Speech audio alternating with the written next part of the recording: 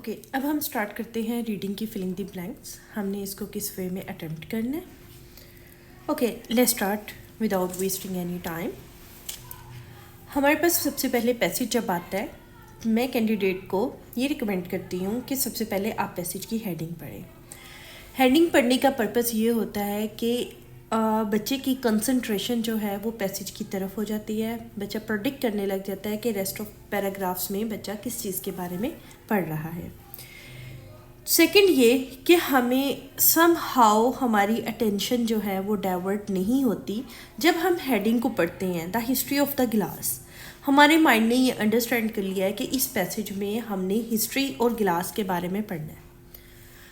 अब बजाय कि हम पैसेज की लेंथ को पढ़ें, सपोज अगर मैं यहाँ से पढ़ना स्टार्ट करूँ, यहाँ तक लेकर चलूँ, मैं फर्स्ट क्वेश्चन नहीं बल्कि मैं फर्स्ट पैसेज को पढ़ूँ, तो मुझे इसको पढ़ने में अप्रॉक्सीमेटली 5 to 10 मिनट्स लग जाएंगे।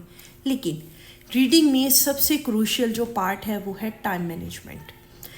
विदाउट टाइम मैनेजमेंट अगर आप रीडिंग अटेम्प्ट कर रहे हैं, आपके स्कोर 40/40 आ रहे हैं, तो इट्स यूजलेस, क्योंकि वहाँ पर हमारे पास 1 सेकंड भी एक्स्ट्रा नहीं होता कि हम रीडिंग को जल्दी जल्दी वाइंड अप करें और अपने आंसर पॉइंट आउट करें। हमारे पास 60 मिनट्स होते हैं। उन्हीं 60 मिनट्स में अगर पेपर बेस्ड आइट्स तो हमने आंसर शीट पे आंसर ट्रांसफ़र करने हैं, अगर कंप्यूटर बेस्ड है तो हमने उसको रिव्यू में लेके जाना है। कंप्यूटर बेस्ड में तो ऑटोमेटिकली शिफ्ट हो जाते हैं। अब हमने रीडिंग की फिलिंग द ब्लैंक्स को अटेम्प्ट क्या करना है, उसकी स्ट्रेटजीज क्या हैं। सबसे पहले जब आपके पास रीडिंग का पैसेज आता है, क्वेश्चन आते हैं, फिलिंग द ब्लैंक्स के क्वेश्चन है, तो आपने सबसे पहले ये बात को नोट करना है कि फिलिंग द ब्लैंक्स हमेशा सीक्वेंस में होती हैं, कभी भी रैंडम में नहीं होगी। सपोज ये मेरे पास पैसेज है, ये मेरे पास फिलिंग द ब्लैंक्स का फर्स्ट क्वेश्चन है, तो फर्स्ट क्वेश्चन का मीन्स है कि मेरे पास इस क्वेश्चन का आंसर यहीं पे ही कहीं पर होगा, बिल्कुल सेकेंड पेज पे या लास्ट पर नहीं होगा। ये सेकेंड हाफ में फर्स्ट क्वेश्चन का आंसर नहीं होगा, बल्कि फर्स्ट हाफ में ही कहीं पर मौजूद होगा। सेकेंड सीक्वेंस का मतलब ये है कि अगर मुझे क्वेश्चन नंबर 1 का आंसर सपोज लाइन नंबर 3 में मिलता है, तो क्वेश्चन नंबर 2 का आंसर इसके नेक्स्ट कहीं पर भी लाइन पे होगा, लेकिन बैक पे नहीं होगा। फिलिंग द ब्लैंक्स क्वेश्चन हमेशा सीक्वेंस में होते हैं, ये बात याद रखें। अब हमने क्या करना है, जब क्वेश्चन टाइप सीक्वेंस में है तो हमने 1 by 1 क्वेश्चंस के कीवर्ड्स बनाने हैं। 1 by 1 का मतलब ये है कि सबसे पहले मैंने पहले क्वेश्चंस के कीवर्ड बनाकर उसको लोकेट करके आंसर यहाँ पर नोट डाउन करना है। उसके बाद मैंने सेकंड के कीवर्ड्स बनाकर उसको सर्च आउट करना है। एक इम्पोर्टेंट पॉइंट याद रहे कि सबसे पहले हमने इंस्ट्रक्शंस को पढ़ना है। हमें इंस्ट्रक्शंस क्या कह रही हैं। Okay let's start. Complete the notes below. Choose one word only from the passage for each answer. One word only. अगर हम आंसर में 2 words ऑप्शन लिखते हैं, हमारा सही आंसर भी गलत कंसीडर किया जाएगा, बेशक हम आर्टिकल ही ऐड क्यों नहीं करते। सपोज हमारा आंसर है ह्यूमन, हमने लिख दिया आ ह्यूमन या द ह्यूमन या एन ह्यूमन। अब हमने तो एक माइनर वर्ड ऐड किया है, तो एज पर इंस्ट्रक्शन काम नहीं है। 2 words आंसर हम लिख रहे हैं, जबकि हमें अलाउ जस्ट 1 word है, तो हमारा सही आंसर भी गलत कंसीडर किया जाएगा। तो 1 word का मतलब है हमने एक वर्ड ही पुट करना है। ओके सेकेंड स्ट्रेटेजी ये है कि सबसे पहले आपको क्वेश्चन का पता होना चाहिए, आपसे क्वेश्चन क्या किया जा रहा है। इस केस में आप पहले क्वेश्चन को हम पढ़ते हैं और आपने अज्यूम करना है कि हमसे किस चीज़ के बारे में पूछा जा रहा है। Early human used a material called dash to make the sharp points of their dash. अब यहाँ पर हमने keywords बनाए humans, material, called. हमने ये सर्च आउट करना है कि मैंने किसी मटेरियल का नाम सर्च आउट करना है जो अर्ली ह्यूमन यूज़ करते थे। अब पहला क्वेश्चन है, मैंने पैसेज को रीड नहीं करना, बल्कि मैंने क्या करना है, पेंसिल फॉलोइंग या फिंगर फॉलोइंग या कर्सर फॉलोइंग टेक्निक को यूज़ करना है। मैंने पेंसिल को फॉलो करते जाना है और ह्यूमन, मटेरियल, इस किस्म के वर्ड्स जो है वो सर्च आउट करते जाना है। हिस्टोरियंस भी ह्यूमंस होते हैं। यहाँ पर हमें मटेरियल का नाम मिल रहा है, अब हम इस लाइन को पढ़ते हैं, आया कि ये लाइन हमारे पास मौजूद है या ये आंसर हो सकता है इस लाइन में या नहीं हो सकता। From our earliest origin man, human का synonym, has been making use of glass. Historians have discovered a type of natural glass, obsidian, formed in place such as the mouth of volcano as a result of intense heat of an eruption. Melting sand was first used as a tip for spears. अब हमें यहाँ पर 2 dash से पता चल रहा है, 2 dash का मतलब है कि यहाँ पर कोई हेडिंग दी गई है। तो जब हमसे ये कॉल्ड का वर्ड मतलब पूछा गया है, इट्स मीन यहाँ पर भी कोई हेडिंग, किसी टर्म का नाम पूछा गया है जो मटेरियल कहलाता था। तो हमारा आंसर जो है यहाँ पर ऑब्सीडियन हो जाएगा।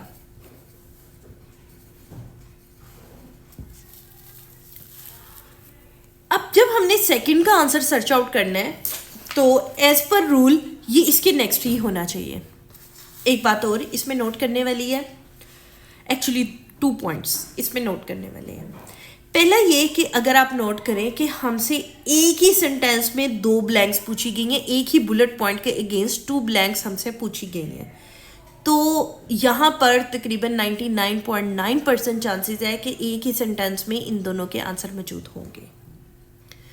सेकेंड इंपॉर्टेंट चीज़ यहाँ पर नोट करने वाली है, ये देयर रिप्रेजेंट करता है प्लूरल फॉर्म को। इट्स मीन यहाँ जो भी आंसर आएगा वो भी प्लूरल में आएगा, सिंगुलर में नहीं आएगा। अब हम इसी लाइन को पढ़ते हैं तो हमें यहाँ पर आ गया sharp point of their dash. Sharp point ये हमने कीवर्ड्स बनाए, इसी सेंटेंस में हमें मिल गया था टिप्स फॉर स्पीयर्स। तो यहाँ पर हमारे पास जो आंसर आ जाएगा ये स्पीयर्स आएगा। कीवर्ड्स का हरगिज ये मतलब नहीं होता कि हमने ईच एंड एवरी वर्ड को मैच करना है और वहाँ पर आएगा, हमने सेंस मैच करनी है और सेंस को हमने अप्लाई करना है अपने पैसेज पे, क्वेश्चन की अंडरस्टैंडिंग करते हुए पैसेज पे अप्लाई करना है और सही आंसर को हमने पॉइंट आउट करना है। ओके, नेक्स्ट हमें डेट दी गई है। ये बात याद रहे कि डेट, डे और नेम ये बेस्ट कीवर्ड है क्योंकि इनकी कोई सिनोनिम नहीं होंगे। अब यहाँ पर हमें डेट दी गई है 4000 BC। हमने रफली पैसेज पे जाना है, उसके नेक्स्ट ही, बैक पे नहीं मौजूद होगा, नेक्स्ट ही हमने 4000 BC सर्च आउट करना है। ये हमें कीवर्ड्स मिल गया 4000 BC। अब हमने देखना है इसके बारे में क्या पूछा गया और इसी सेंटेंस में इसका आंसर होगा। फिलिंग द ब्लैंक्स की सबसे खूबसूरत बात यही है कि जिस सेंटेंस में हमें कीवर्ड मिलता है उसी सेंटेंस में हमारा आंसर होता है। हमें रैंडम अप्रोच को यूज़ नहीं करना पड़ता। कहते हैं 4000 BC कोलन हेडिंग के आगे लगता है। Made of stone were covered in a coating of man made glass. क्या चीज़ स्टोन की बनी हुई थी जिसको ग्लास के ऊपर कवर करने के लिए इस्तेमाल किया जाता था, या जिस चीज़ से ग्लास कवर किए जाते थे। हमें 4000 BC मिल गया। अब हमने इस सेंटेंस को पढ़ना है। Archaeologist have even found evidence of man-made glass which date back to 4000 BC. This took the form of glazes used for coating stone beads. अब बीड्स जो हैं वो स्टोन के बने होते थे, उसको कोटिंग के लिए इस्तेमाल करते थे और वो ग्लेजेस की फॉर्म पे यूज़ होता था। तो हमारा आंसर यहाँ पर मौजूद है। हमारा आंसर आ जाएगा स्टोन की क्या चीज़ बनी हुई है, बीड्स। तो beads made of stone. Okay, next 1st century BC। अब हमने इसी तरीके से जाना है, हमने 1st सेंचुरी BC इसके बाद से सर्च आउट करना शुरू कर देना है। यहाँ तक हमें आंसर मिला था, इसके नेक्स्ट सर्च आउट करना है। हमने पढ़ना नहीं, सिर्फ हमने पेंसिल को फॉलो करना है क्योंकि we have not sufficient time to read each and every word. Just skim your passage and find out relevant details. 1st century BC हमें मिल गया है। इट्स मीन हमारा आंसर यहीं कहीं करीब होगा। अब हम क्वेश्चन पर पढ़ते हैं, क्वेश्चन पे क्या लिखा हुआ है, हमसे क्या पूछा हुआ है। कहते हैं glass was coloured because of dash in the material. हमने बिकॉज ऑफ रीजन का कनेक्टर है, हमने बताना है कि ग्लास को कवर क्यों किया गया था। तो हम यहां से ये पढ़ते हैं, हमें ये कलर्ड भी सिनोनिम मिल गया। ओके, हमें कलर्ड यहां से मिल गया। अब हमने इसको पॉइंट आउट करना है।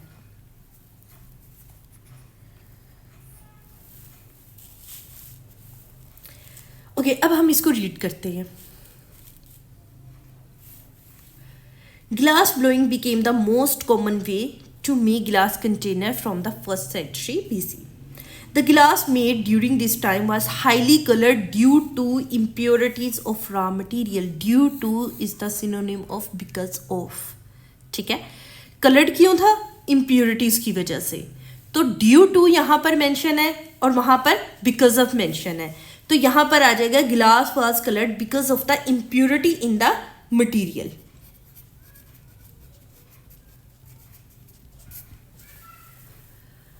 Okay, until 476 AD only dash knew how to make glass. Only dash knew, इसका मतलब यहाँ कोई पर्सन आएगा या कोई नेशनैलिटी का कोई आएगी जो जानते थे कि गिलास कैसे बनाया जा सकता है। लाइक लिविंग थिंग जानती है, नॉन लिविंग थिंग का तो यहाँ जिक्र नहीं आएगा।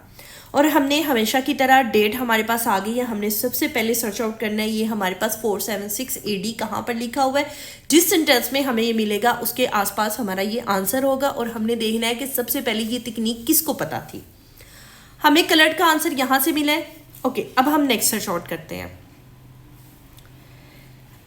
ये 476 AD हमें यहाँ से मिल गया। अगर हमें यहाँ से मिला है लास्ट आंसर, अगर मैं एक एक लफ्ज़ यहाँ से पढ़ना शुरू करूँ तो मुझे यहाँ तक पढ़ने में भी तकरीबन 2 से 3 मिनट लगेंगे। तो हमारे पास तो एक क्वेश्चन करने के लिए राउंड अबाउट 1 मिनट है। तो हमने स्मार्ट वे में करना है, हमने कीवर्ड्स को फॉलो करते हुए करना है, स्किमिंग और स्कैनिंग तकनीक को अप्लाई करना है। ये तो सबको पता होगा कि रीडिंग जो है विदाउट स्किमिंग और स्कैनिंग तकनीक के नहीं होती। तो स्किमिंग एंड स्कैनिंग तकनीक की हमें डेफिनेशन से गर्ज नहीं कि डेफिनेशन इसकी क्या है, ये होती क्या है, हाँ इसकी इम्प्लीमेंटेशन क्या है, हमें उससे कंसर्न है। तो स्किमिंग तकनीक यही है कि आप क्या करते हैं, स्किम करते हैं पर्टिकुलर इन्फॉर्मेशन को फ्रॉम द होल इन्फॉर्मेशन। हमने यहाँ पर सर्च आउट किया, 476 AD हमें मिल गया। अब हमने देखना है कि ये सबसे पहले पता किसको थी। अब सेंटेंस कहाँ से स्टार्ट हो रहा है। अब यहाँ पर स्टूडेंट क्या गलती करते हैं, स्टूडेंट को कीवर्ड यहाँ से मिला, यहाँ से पढ़ना शुरू कर देते हैं। नहीं, हमारी जहाँ से कीवर्ड मिल रहा है नो डाउट उसी सेंटेंस में हमारी इंफॉर्मेशन मौजूद होगी। तो आपने सेंटेंस का खास ख्याल रखना है कि ये सेंटेंस स्टार्ट कहाँ से हो रहा है। तो सेंटेंस हमारा स्टार्ट से हो रहा है हाउएवर से। हाउएवर से सेंटेंस स्टार्ट हो रहा है, मिडल ईस्ट पे ख़त्म हो रहा है। अब हमने इसको पढ़ना है। However they guarded the skill. They का मतलब है, ये एक पर्सनल प्रोनाउन है, थर्ड पर्सन केस है। इसका मतलब है पहले किसी चीज़ का जिक्र है, उसको रिफर कर रहा है। तो जब आपका सेंटेंस किसी प्रोनाउन से स्टार्ट हो तो don't reluctant to read the previous line, क्योंकि हमें पता तो चले दे गार्डेड द स्किल। दे अब आंसर तो नहीं हो सकता, लेकिन दे जिस चीज़ को रिप्रेजेंट कर रहा है वो तो आंसर है ना।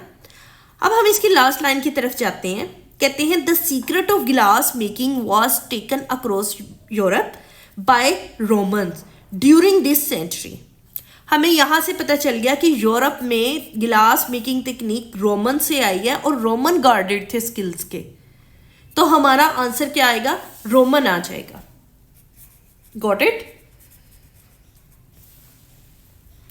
अगर आपको रीडिंग में क्वेश्चन टाइप में कोई कंफ्यूजन है तो don't hesitate to contact us, we will guide you as much as possible. Okay, next continue. अब नेक्स्ट बुलेट पॉइंट पे हमसे कोई भी इंफॉर्मेशन नहीं पूछेगी, हमें ये पढ़ने की कोई फ़ायदा नहीं है, हमें ज़रूरत नहीं है ये पढ़ने की। Okay, next 17th century George Ravenscroft. अब ज़रूरी नहीं है कि ये वर्ड की सही प्रोनाउंसिएशन आप करने बैठ जाए। कई ऐसे स्टूडेंट होते हैं जिनकी कम क्वालिफिकेशन होती है या कुछ की प्रोनाउंसिएशन ख़राब होती है, तो वो क्या करते हैं, इसको टाइम करते हैं पढ़ने में, इसके तोड़ जोड़ करने बैठ जाते हैं। Don't do this.